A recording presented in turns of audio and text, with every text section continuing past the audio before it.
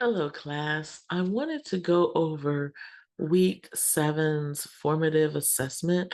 There are a few things that in the past have been confusing for students, and so I wanted to go over that with you. And so, right here, you'll find the week seven formative assessment template and then your gas properties. This is your simulation, but I want to go through the template first, and then we'll go through the lab. And so bring up the template. Let's make that a little bit bigger. Um,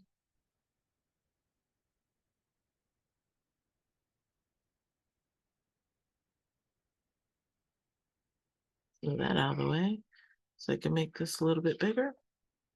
All right, so for this first part's the same as you always see on your formative assessments, but I want to get to here.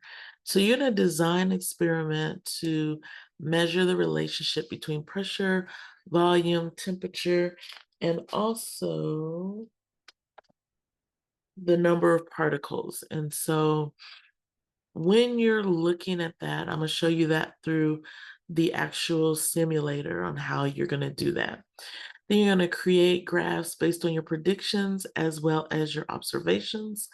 You're going to make qualitative statements about the relationship between pressure, volume, temperature, and also particles. Okay. And so the first part, you have these charts here.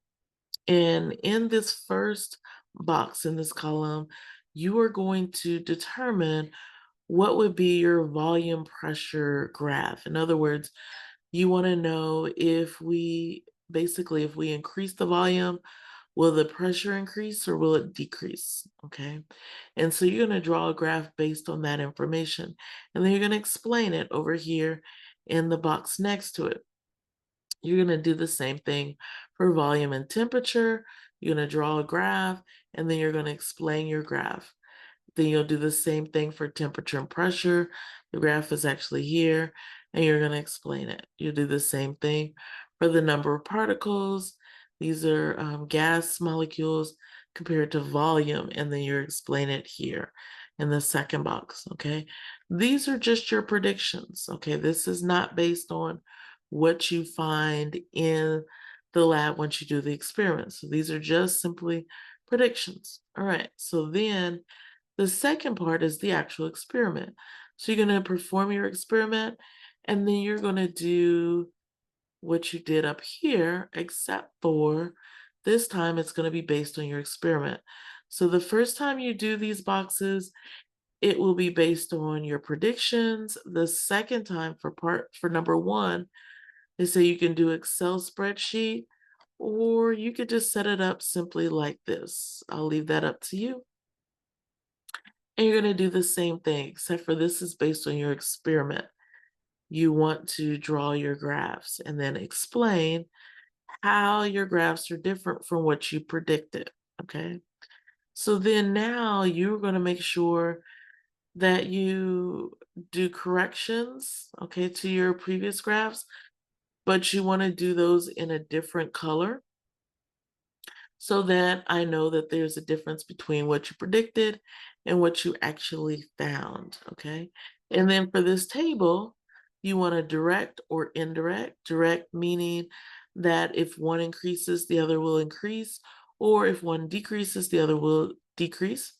Indirect means if one increases, the other will decrease, okay? What was your constants? Okay, so if you're looking at volume versus pressure, your constant would be temperature.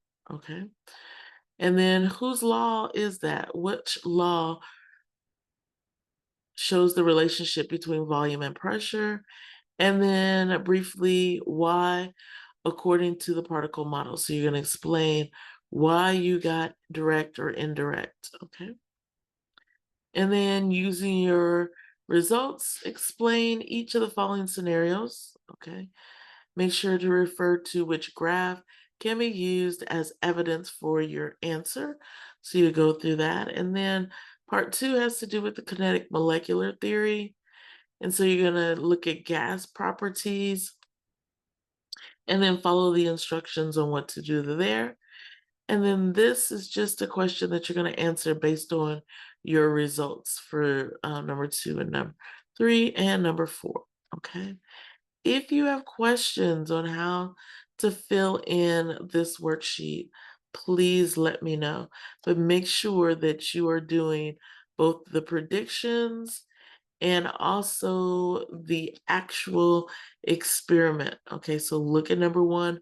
Make sure you're doing number 1 as well as number 2 and 3 for and the rest for that part. A lot of in the past, there's been a lot of students that'll skip 1, 2, and 3, and they'll just fill in the chart for their predictions, okay? But make sure that you do have both, okay? Because otherwise you'll lose points for missing any of those, all right?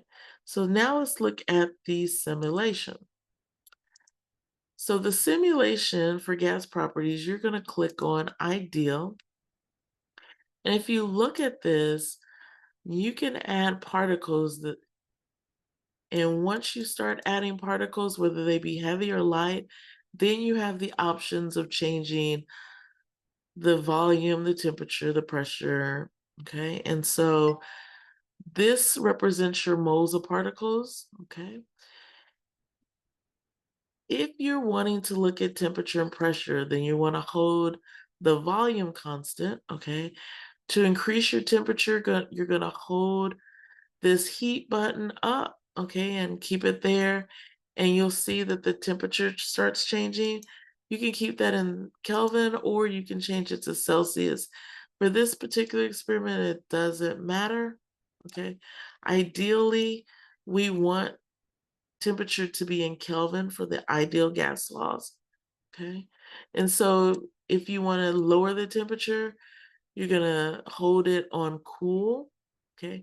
And you do have to hold it because if you let it go, it will release it, okay, as you can see. And so if you want to crease particles, then you change that, the particles button to either heavy or light. You could have light and heavy in there together. If you want to change the volume, okay, then you can say hold the temperature constant. This will change your volume, okay? You don't want to do it too much. We want to return the lid. You don't want to decrease your volume so that the lid goes off, okay? But you can just replace the lid. If you want to have your pressure constant and you're looking at just volume and temperature, okay, then you can see what happens. So play around with this. For that first part, that's just to let you know what the relationship is between the two. But if you have any questions on performing this lab, please let me know. Have a great day. Bye-bye.